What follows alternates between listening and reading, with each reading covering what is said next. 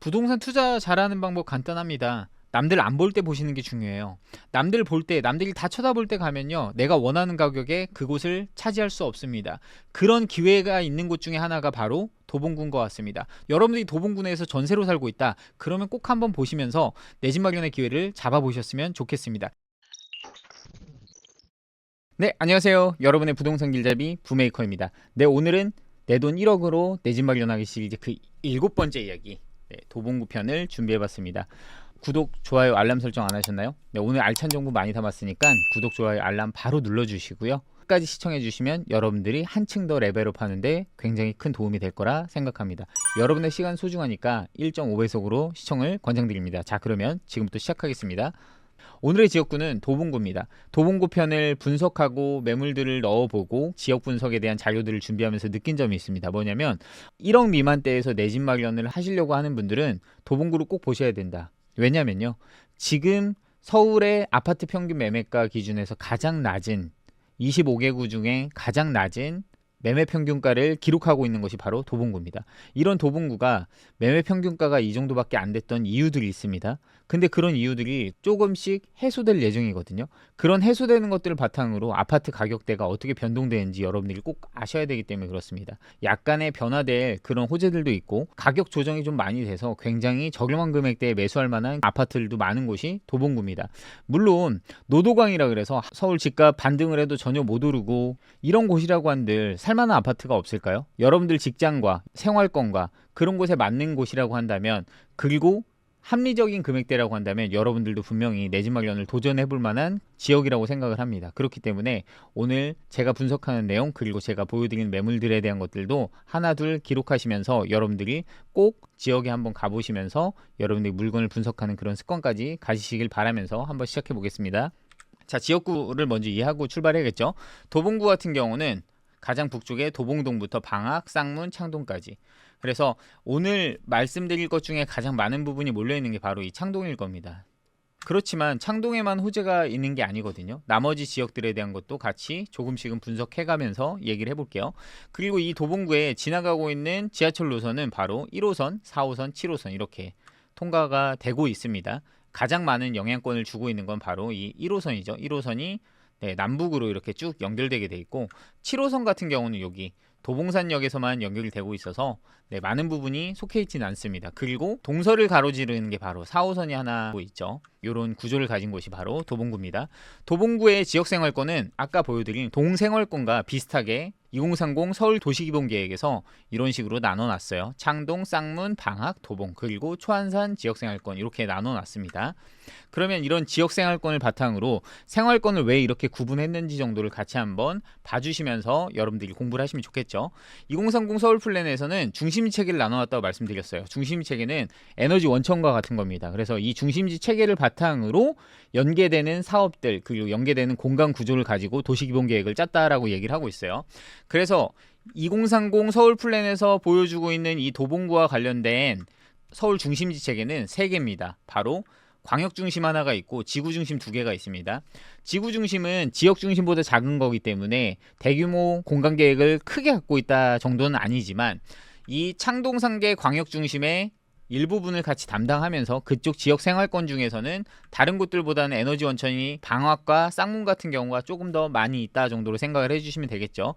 그렇지만 방학과 쌍문을 제외를 하더라도 일단 창동에 주어지는 에너지가 워낙 크거든요. 여기서 주어지는 복합 개발 계획을 어떻게 연결을 해서 발전 방향을 가지고 가려고 하는지를 같이 묶어서 한번 공부해 주시면 좋겠죠. 그래서 창동 상계 광역 중심에는 일단 창조산업파크 구축하는 거, 일자리죠. 그리고 KTX 동북부 연장, 그리고 GTX-C 이런 것들이 다 창동에 몰려 있는 거죠. 그리고 창동에는 이것뿐만 아니라 뒤이어서도 공부를 하겠지만 너무 큰 개발 호재가 많이 있습니다. 그렇기 때문에 창동에서 실현되려고 하는 이런 개발 호재들만 정말 잘 공부하더라도 강북권이 정말 많이 발전하겠구나 라는 것들을 아실 수 있을 겁니다. 얼마 전 강북 대개조에 대한 발표를 오세훈 시장이 직접 나와서 하면서도 창동의 개발과 관련된 내용들을 직접적으로 언급을 정말 많이 했습니다. 그래서 이쪽 지역을 그냥 흘러보내시면 안 됩니다. 어떤 거 위주로 보셔야 되냐면, 일단 중심지 체계를 먼저 이해하고 특성 주거지를 어떻게 도출해내는지 이런 것들을 먼저 파악해 주시는 습관이 좀 필요합니다. 자, 그러면 어떻게 연결되어 있을까요? 공간 구조는 이렇게 되어 있습니다. 창동상계에 광역 중심이 있다면 여기에 좌측으로 방학, 쌍문, 수유까지 이어지는 중심지 연결을 해놨었고, 여기 같은 경우는 딱 그냥 키워드 포인트로 본다면 역세권 개발 그리고 정비를 통해서 동북 이권의 발전 구상을 여기서 만들겠다라고 하고 있죠. 그래서 창동상계가 이 동북 이권 내에서는 굉장히 큰 개발 에너지 원천을 가지고 있는 곳이고, 이 창동상계를 기점으로 이렇게 연결되는 축을 만들고 있는 걸 보실 수 있습니다. 그래서 여기는 광역 중심을 바탕으로 지역 중심과 지구 중심을 연결지어서 관광문화축 그리고 R&D축 이렇게 나눠져서 개발 계획을 갖고 있는 걸 보실 수 있죠. 굉장히 중요하다는 사실을 인식하실 수 있습니다.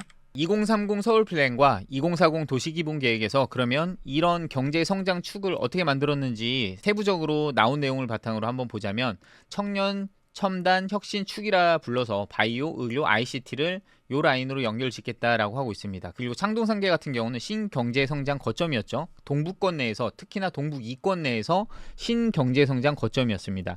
여기는 여기 하나만 가지고 발전시키는 게 아니라 나머지 지역 중심 그리고 광역 중심과 엮어서 산업을 같이 연관해서 개발시키겠다라고 하고 있죠. 그 지역들이 바로 광운대 그리고 홍릉, 청량리, 왕십리, 성수까지 이어지는 이 경제성장 축입니다.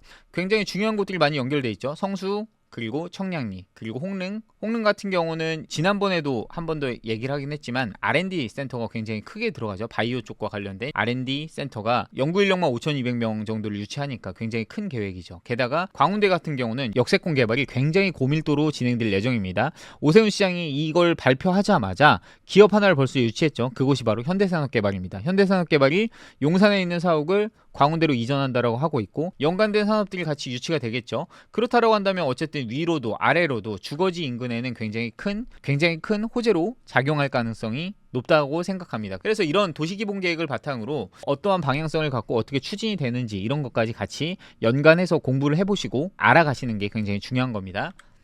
자, 그래서 2040 도시기본계획에서 도봉구가 어떤 내용들이 있는지 이런 것들을 한번 제가 쭉 모아봤어요. 그래서 키워드로 묶어서 얘기를 하자면, 첫 번째 중공업지역 활용에 대한 얘기들을 하고 있습니다. 그리고 기본계획의 위상을 높여야 된다라고 얘기를 하고 있어요. 무슨 말이냐면 상업지가 부족하니까 상업지를 더 해줘라. 그리고 용도를 좀 더 높여줘라. 고도지구를 좀 해제해서 좀 개발할 수 있게 좀 열어줘라. 그리고 별도 관리 계획이 좀 필요하다. 여기는 너무 낙후되어 있는 곳도 많고 제한도 많았어서 그간에 개발을 못했다. 그러니까 열악한 주거환경을 개선해야 된다. 근데 우리들끼리는 못하겠고 다양한 인센티브가 좀 주어져야 된다. 그냥 지금 상태로만은 주거환경 개선이 좀 힘들다라고 얘기하고 있습니다. 그리고 아까 한번 말씀드렸던 상업과 업무지구가 조금 더 확충돼야 된다라고 얘기를 하고 있어요. 이게 바로 도봉구의 포인트죠. 그래서 2040 도시기본계획에서 이걸 어떻게 만들어 놓냐라는 것들을 이미지를 바탕으로 조금씩 공부해가 주는 게 필요합니다. 그 중에 가장 중요한 게 바로 창동이죠. 창동 신성장 경제 거점입니다. 동부권 내에서요. 이곳이 지금 보면 이 지적 편집도로만 봐도 어떻게 구성되어 있는지를 볼 수 있어요. 과거에는 아니었지만 이제 상업지가 조금 더 들어가 있고, 북쪽으로는 중공업지가 쭉 형성되어 있습니다. 그래서 이런 중공업지가 지구 단위로 묶어가지고 여기도 주거지로도 좀 더 개발할 수 있게 열어주고, 상업 공간으로도 좀 더 지금보다 나은 공간이 될 수 있게끔 필요한 거죠. 지금 여기 보면 여기가 이제 서울 아레나 스퀘어라 그래서 다시금 이제 개발을 하고 있고, 플랫폼 60일은 완공이 돼 있는데 아직 기업 입주가 굉장히 많이 안 돼 있어요. 그래서 공매로도 저렴하게 좀 쓸 수 있게 사무실로 사람들 유치하려고 하고 있고, 그리고 1인 가구들을 위한 오피스텔 포함해서 공공 임대 주택으로도 지금 내놓고 있고, 어쨌든 기업과 사람을 유치하기 위해 굉장히 노력을 많이 하고 있습니다. 그리고 여기 우측으로는 뭐가 있죠? 도봉 운전면허 시험장 부지와 창동 차량기지가 있죠. 이것들이 다 이제 이전하게 된다면 여기가 엄청나게 큰 에너지 원천이 되는 개발 계획을 가진 그런 곳이 되는 거죠. 그래서 이런 게 어떻게 돼 있냐 보면, 창동역 일대 같은 경우는 도시재생 사업이 필요하다. 그리고 연계한 지역이 활성화돼야 된다라고 얘기를 하고 있고요. K-팝 아레나 같은 경우가 좀 아쉽죠. 왜냐면 엔터사들과 연계해서 여기를 키우려고 하다가 엔터사가 조금 쪼그라들면서 이 내용들이 좀 많이 지금 죽긴 했어요. 이거는 시기적인 문제지 시간이 지나면, 그리고 사업성이 좀 더 확보가 된다면 언제고 다시 갈 수 있는 그런 곳이다 라고 생각을 합니다. 하지만 창동에는 확정적으로 주어지는 호재가 있죠. 그게 바로 GTX-C입니다. 그래서 GTX-C가 다니게 된다면 어쨌든 강남권과의 거리감이 굉장히 많이 줄어들기 때문에 지금과는 다른 위상을 분명히 가지게 될 겁니다. 그래서 이런 것들로 인해 사업성이 높아지는 것들이 많아지겠죠. 그러다 보니까 지금은 이거를 그냥 넘겨볼 것만은 아닌 것 같다라고 말씀드리고 싶고요. 민자 역사에 대한 내용 나오고 있죠. 민자 역사가 정상화돼야 된다. 과거에 이렇게 짓기로 했던 게 굉장히 흉물로 오랫동안 남아 있었거든요. 근데 진행되는 모습을 볼 수 있습니다. 돈을 쓰고 하더라도 사람을 유치할 수 있고 사람을 오게 할 수 있어야 여기가 그래도 적정가로도 분양을 할 수 있고 뭔가를 유지해 나갈 수 있는데 과거엔 그게 안 됐던 거죠. 그래서 개발 추진을 하다가 중간에 멈췄던 사업들이 이제는 조금 진행되려고 하고 있습니다. 그래서 이런 것들은 여러분들이 좀 관심을 가지고 보셔야 되는 그런 내용이다라고 하고 있고요. 그리고 창동의 핵심은 일단 주거지죠. 창동역 145선 더블 역세권입니다. 145선 역세권임에도 불구하고 여기 같은 경우가 낙후된 주거지가 주변에 산재해 있습니다. 바로 창동주공이죠. 창동주공 같은 경우가 1단지부터 여기 19단지까지 쭉 둘러서 있게 되는데 여기는 3단지에 저층 아파트들을 제외하고는 창동 19단지가 대형 평형이 있다 보니까 그나마 대지 지분이 좀 많죠. 그런 것들을 제외하고는 사실상 사업성이 엄청나게 높은 주거지역은 아니었습니다. 하지만 여기도 일시적으로 신규 택지로 지정이 되면서 택지 개발이 한 번에 이루어지다 보니까 너무 고밀 개발을 하기도 했었고 그때 당시에 인프라를 같이 만들지 못하면서 아파트들이 만들어지다 보니 조금 아쉬운 것들이 너무 많죠. 그리고 이런 것들이 다 이제 30년이 초과가 되면서 거주 가치성이 좀 떨어지다 보니 이런 것들을 개선하기 위한 작업을 하려고 하죠. 그게 바로 재건축입니다. 근데 지금은 그럴 때가 아니에요.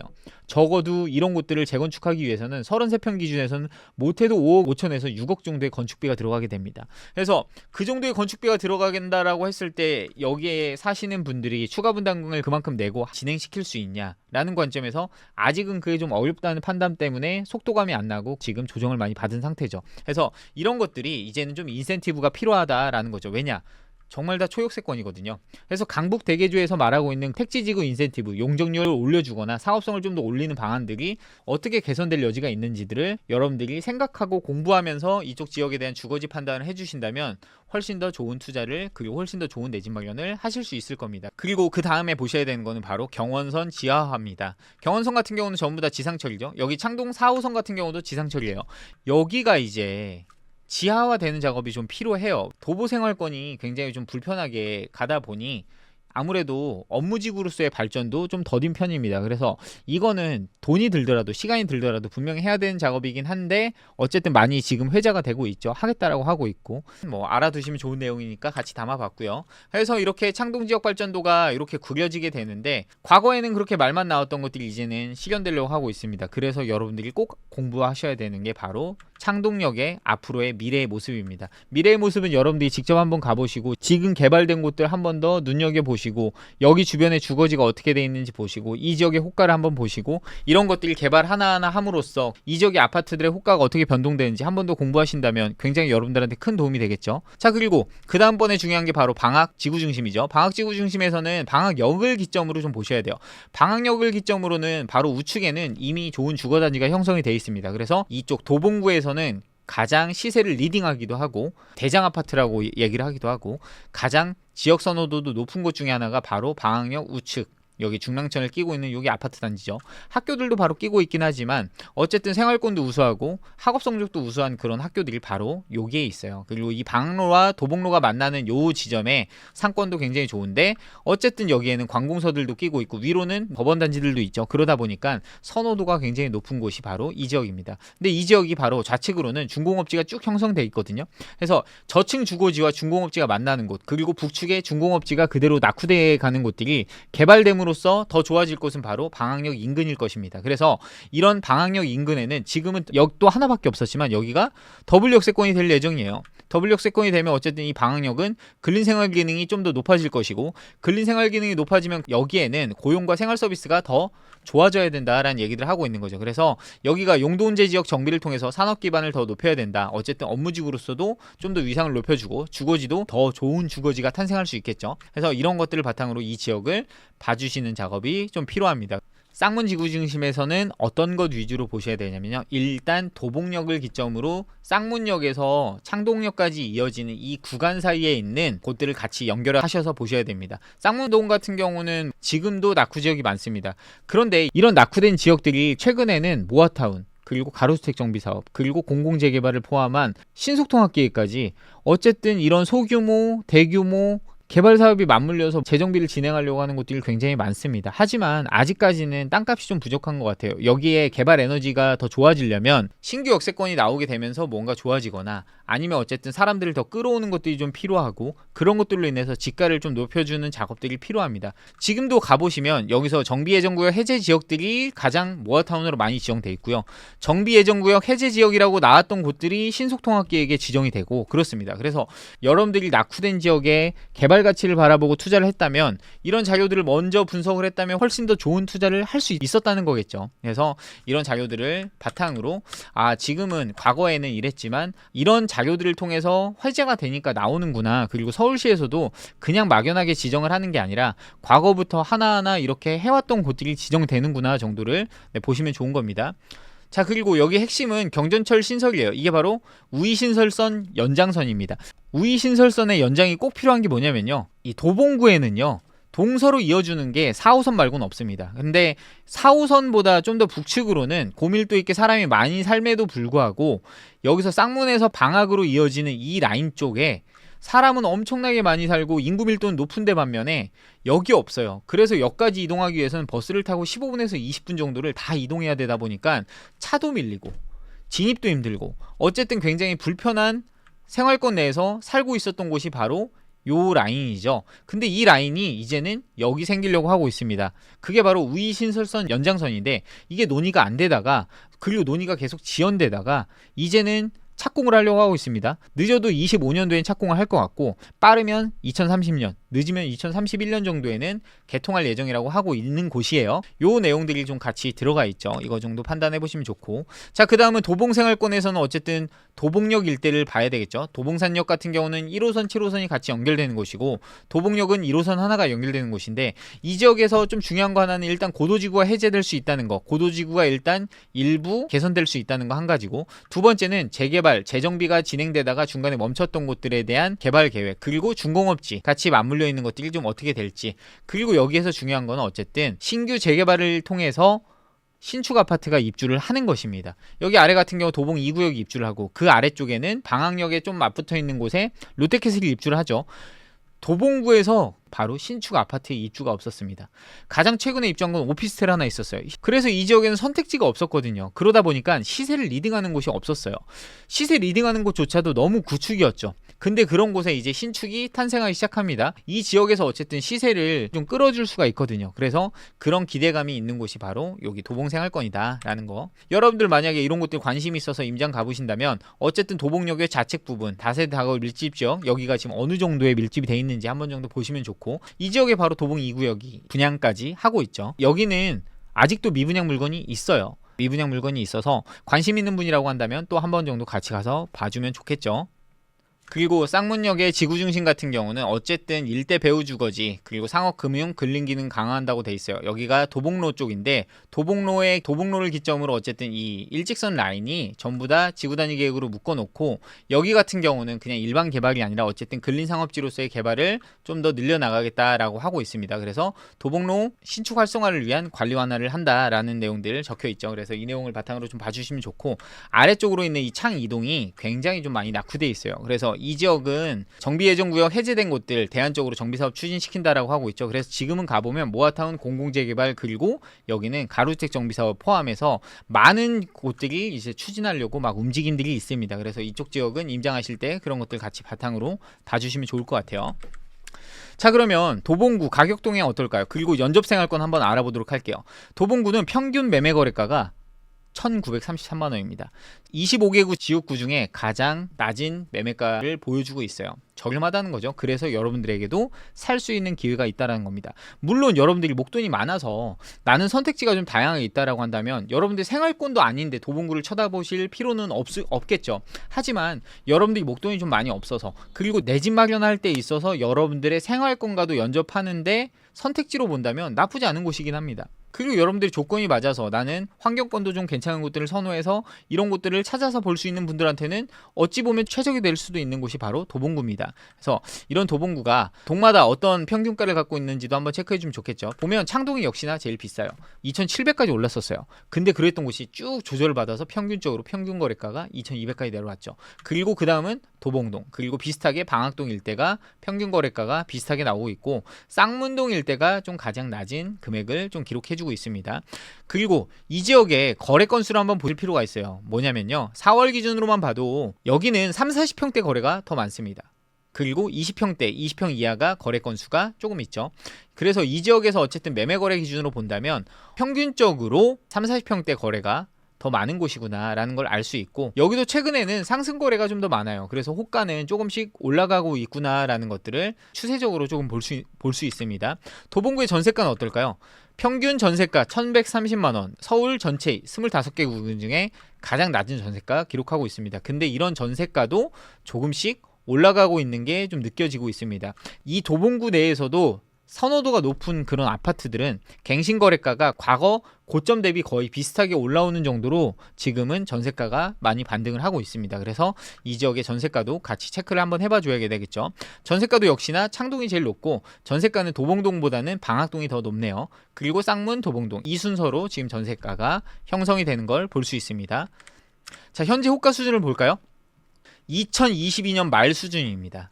뭐냐면요, 최근에 2022년 말 대비 거래 금액이 오히려 다 떨어졌어요. 무슨 말이냐면요, 과거 전고점까지 쭉 찍었다가 다시 한번 쭉 내려온 그런 단지들이 너무 많기 때문에 평균 거래가가 다른 서울의 일부 지역구들은 반등을 해서 많이 올랐잖아요. 근데 최근 1년만 봐도 여기는 오히려 떨어졌습니다. 그래서 오히려 이 지역은 지금 한 번 더 관심 가질 필요가 있는 곳이지 않나라는 생각을 해요. 그리고 고점 대비, 어쨌든 전고점 대비는 15%에서, 적게는 15%에서 많게는 25%, 30%까지 빠진 곳도 있습니다. 그래서 이런 것들, 지금의 현 상황이 이렇다 정도를 알고 분석을 하면 좋겠죠. 자, 그럼 연접한 생활권 어딜까요? 도봉구에서는 어디로 많이 가냐면 남양주, 의정부, 양주로 갑니다. 여기 왜 갈까요? 여기 비싸서 가나요? 아니에요. 신축으로 갑니다. 다 신축으로 나간 거예요. 도봉구 낙후된 곳에서 이렇게 키우느니 자연스럽게 신축들이 가장 3년 사이에 가장 많이 탄생한 곳이 의정부, 양주, 남양주거든요. 이쪽으로 빠져나가는 거죠. 그리고 이쪽 지역에서 어디에서 전출이 들어오냐라고 한다면 강북구에서 많이 들어오네요. 강북구에서 많이 들어오고. 자, 그리고 이런 도봉구, 그러면 향후에 공급이 있나요? 거의 없습니다. 아까 말씀드린 도봉 2구역 재개발한 도봉 금호어울림 리버파크가 2026년 3월에 있어요. 앞으로 2년 동안 아예 공급이 없어요. 근데 이걸로만 보시면 안 되고, 뭐가 있냐면 민간임대주택, 공공지원 민간임대주택이 하나 있습니다. 롯데캐슬이 지어지는데 282세대가 분양을 했고, 여기는 분양은 완판됐어요. 그래서 여기 민간임대 들어가는 걸로 다 계약은 이미 했어요. 근데 금액대가 9억대에 계약했어요. 근데 여기가 지금 마이너스 프리미엄 1억씩 나오고 있습니다. 거의. 여기는 매매로 들어가는 게 아니라, 소유권을 사는 게 아니라 임대권을 사는 거였어요. 임대하는 권리를 사는 거였어요. 근데 그거를 무분별하게 계약을 하신 분들이 좀 있다 보니까 좀 아쉽죠. 여기가 어쨌든 전세 9억대 분양을 했던, 8년이나 10년 지나서 여기는 매매 전환을 하게 될 텐데 그때 분양가는 확정돼 있지 않습니다. 그게 좀 단점이긴 하죠. 그래서 이것까지 포함을 하더라도 실제 도봉구 같은 경우는 향후 3년 뒤까지 입주 물량이 1000세대가 되지 않는다 라는 거 알아두시면 좋겠죠. 왜냐, 어쨌든 공급이 없다는 거죠. 그래서 연접하는 생활권 내에서 이런 것들이 어떻게 형성되어 있는지까지 한번 분석하시면서 이제 매물 분석, 그리고 여기에 들어가려면 어느 정도 비용이 들어가는지 알아두시면 좋겠죠. 자, 그러면 1억으로 내 집 마련 한번 시작해 보겠습니다. 첫 번째, 창동주공 3단지입니다. 창동주공 3단지 지금 거주 컨디션 낙후돼서 안 좋아요. 하지만 여기에 생활 인프라는 굉장히 훌륭합니다. 교육도 훌륭하고 생활 인프라도 훌륭하고 교통도 좋습니다. 역세권이기 때문에 그렇죠.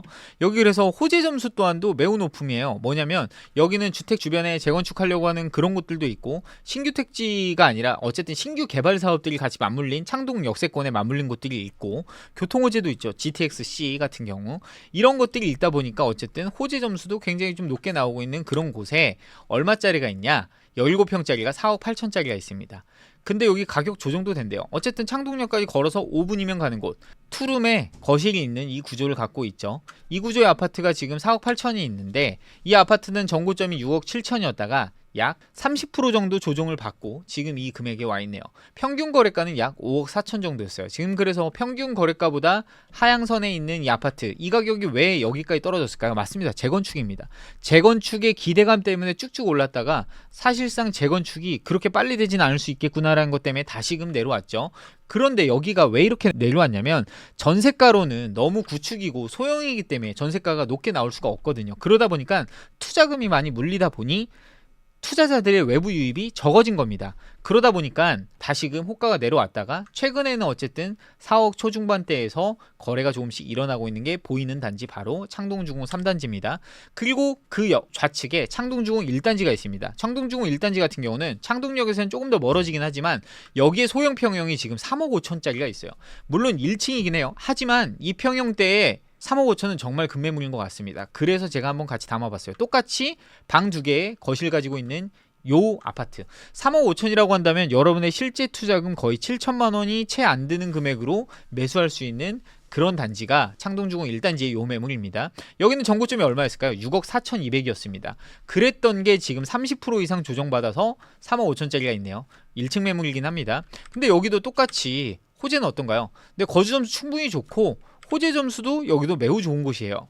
창동주공 1단지 같은 경우는 18평에서는 4억 7천짜리가 있고 21평짜리에서는 5억 2천까지 있습니다. 여기도 어쨌든 전고점 대비는 25%에서 약 30%까지 조절받은 그런 매물들이 있어서 같이 담아본 단지입니다.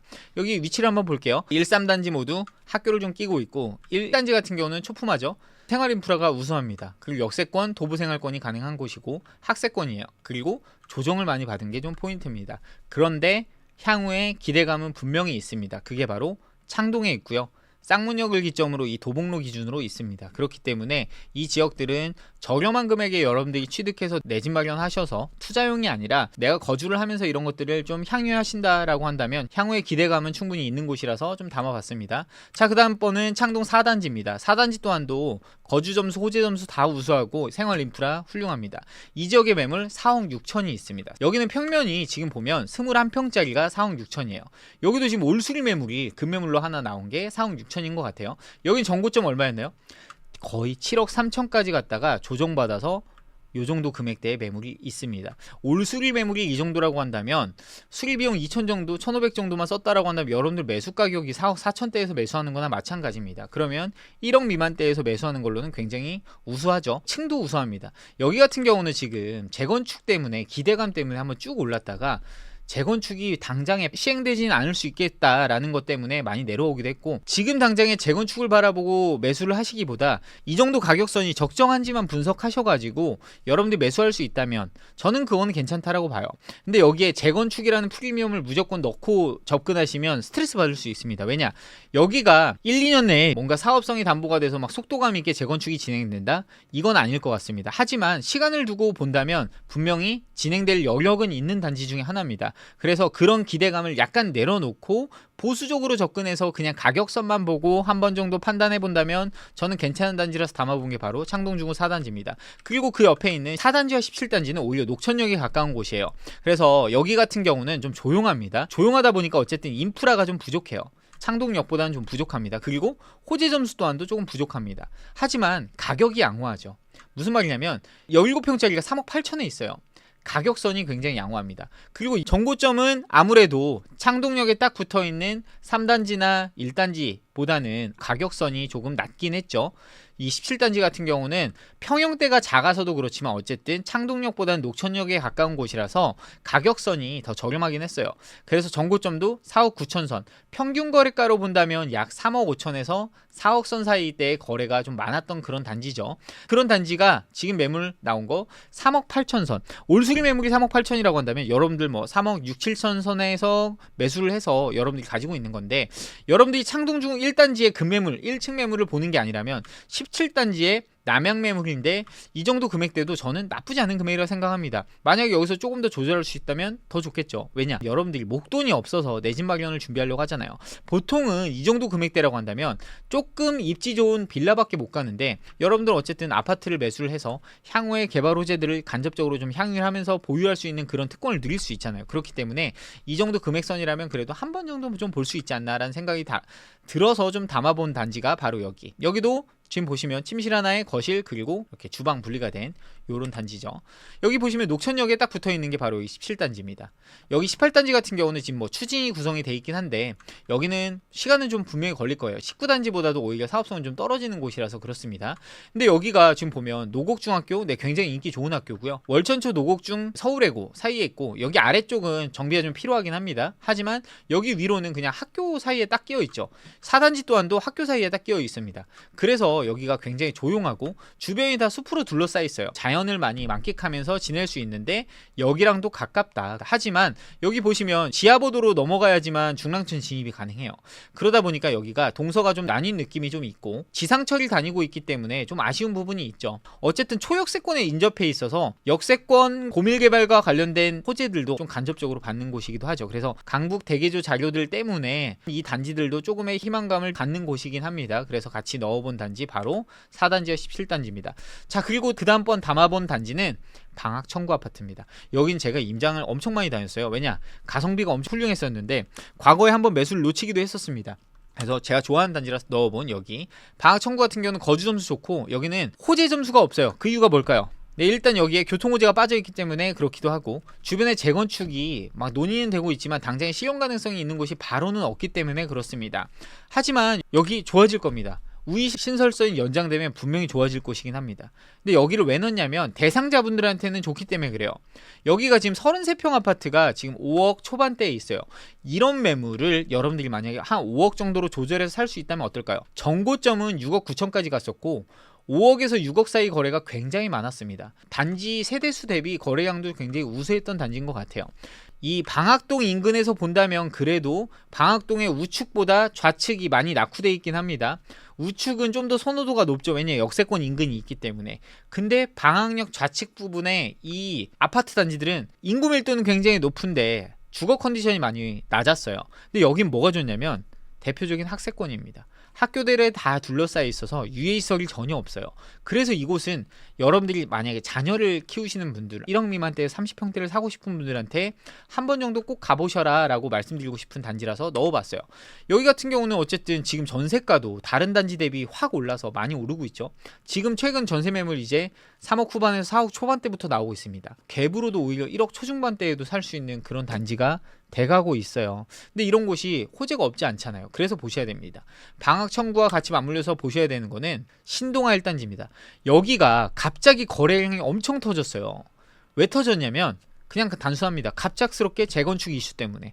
그런데 저는 여기가 당장의 재건축 힘들다고 보거든요. 하지만 그냥 희망감은 있어요. 뭐냐면 여기가 여기 들어오게 된다면 인센티브를 좀 더 적용받을 수 있는 그런 혜택을 볼 수 있는 단지이기도 합니다. 그래서 여기는 긴 관점으로 재건축을 생각해 주시면 좋을 것 같아요. 지금 당장엔 사업성이 부족한 건 맞습니다. 하지만 여기 대단지에 용적률도 200% 그리고 주변이 학교들로 둘러싸여 있는 생활 인프라는 굉장히 훌륭한 곳.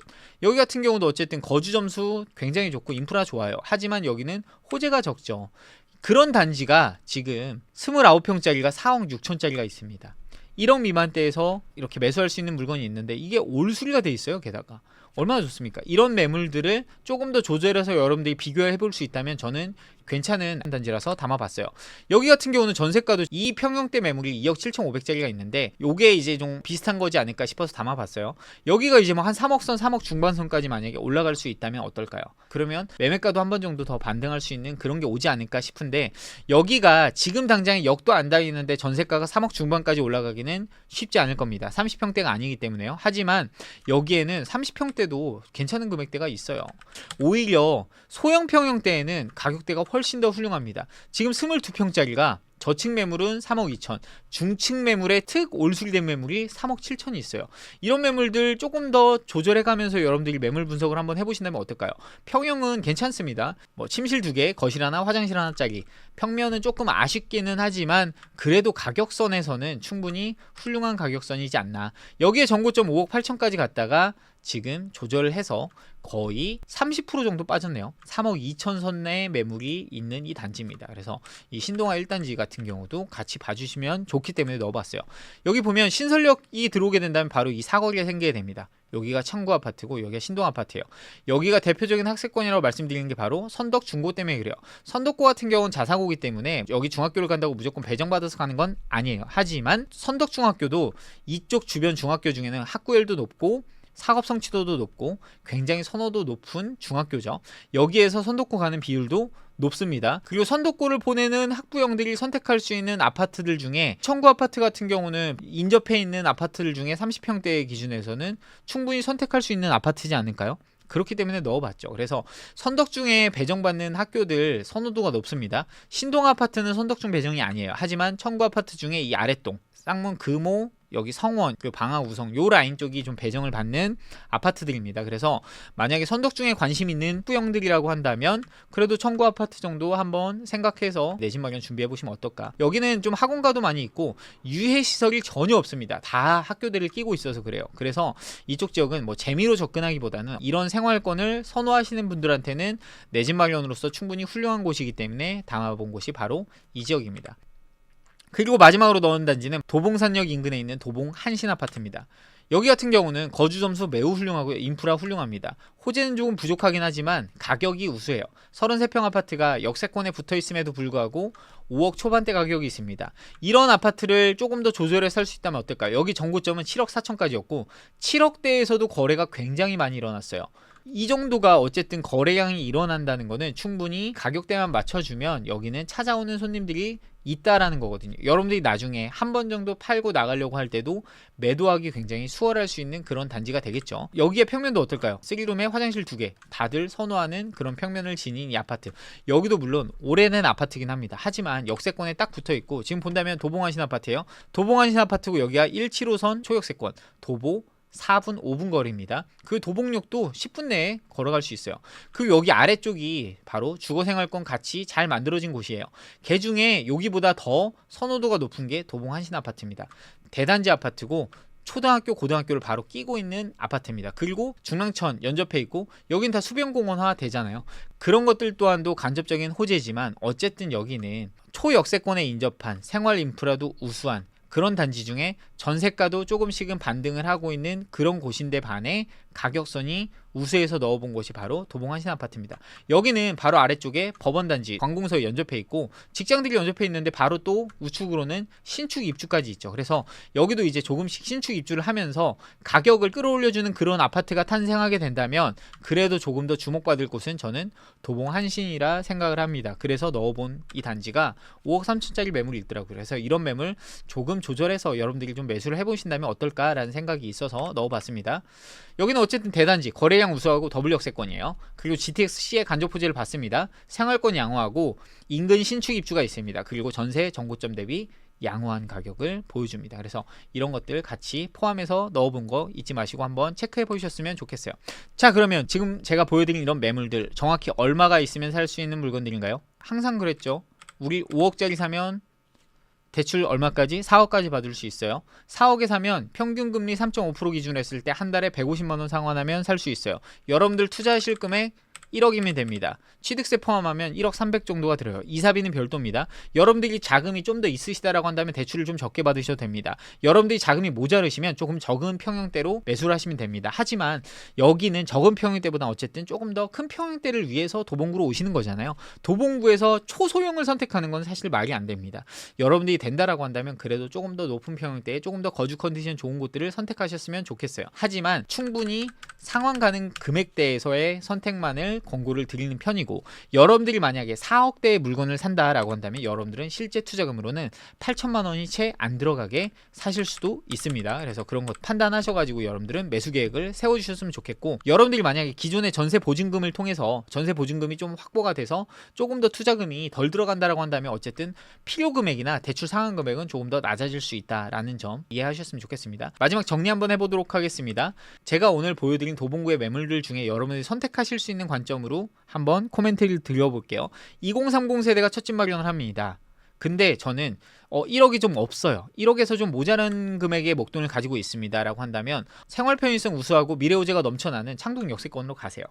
그런데 그 안에서 7, 8천만 원대의 금액으로 살 수 있는 창동중구 1단지 소형 괜찮은 것 같습니다. 그 정도 금액대에서 조절해서 한 번 정도 바라보신다면 그래도 다음을 좀 준비하실 수 있지 않을까라는 생각이 들고요. 만약에 1억 정도 투자금으로 적당히 괜찮은 거 찾고 싶다라고 한다면 아무래도 3단지가 조금 더 나을 수 있습니다. 그리고 1단지에 조금 더 큰 평형대의 급매물 정도 보시면 나쁘지 않을 것 같습니다. 그런데 여러분들이 인프라보다는 자연환경이 좀 더 좋고 조용한 곳을 선호한다라고 한다면 4단지 매물 같은 경우 급매로 잡으시면 나쁘지 않을 것 같습니다. 근데 그런 곳은 수리된 곳을 보시는 게 좋아요. 이 수리는 도배장판을 말하는 게 아닙니다. 싱크 화장실입니다. 여기가 돈이 많이 들어가기 때문에 그렇습니다. 샤시 싱크 화장실 이것만 돼 있어도 여러분들은 1000에서 1500만 원은 아끼고 들어가는 겁니다. 그래서 그런 곳들이 안 된 곳이라고 한다면 그 정도의 수리 금액을 조절해서 사신다면 훨씬 더 마진 확보가 되겠죠. 여긴 전부 다 역세권에 5분 내, 7분 내에 진입이 가능한 곳이기 때문에 2030 세대에게 제가 조금 더 권고를 드린 거고요. 자녀를 양육 중인 30대에서 50대 사이 혹은 60대 분들이 첫집 마련을 하시는 분들이다 라고 한다면 1억 미만이잖아요. 1억 미만대에서는 어쨌든 저는 방학천구나 신동아, 그리고 여러분들 역세권을 선호한다 라고 한다면, 그리고 적당한 학교 구성을 선호한다 라고 한다면 도봉 한신 정도가 저는 좋은 것 같습니다. 그래서 제가 올려드린 거 다 써드리긴 했어요. 근데 어떤 분들이 좀 더 면밀히 보시면 좋냐를 구분해 드린 거죠. 그래서 환경적으로 좀 괜찮은 곳에서 자녀의 학교를 보내면서 양육을 하고 싶다라고 한다면 저는 방학동 인근에 그래도 역세권 예정지인 곳에서 자녀를 키우면서 그 개발 가치를 조금씩 향유하신다면 좋은 것 같아서 방학천구나 신동아를 넣어본 거고요.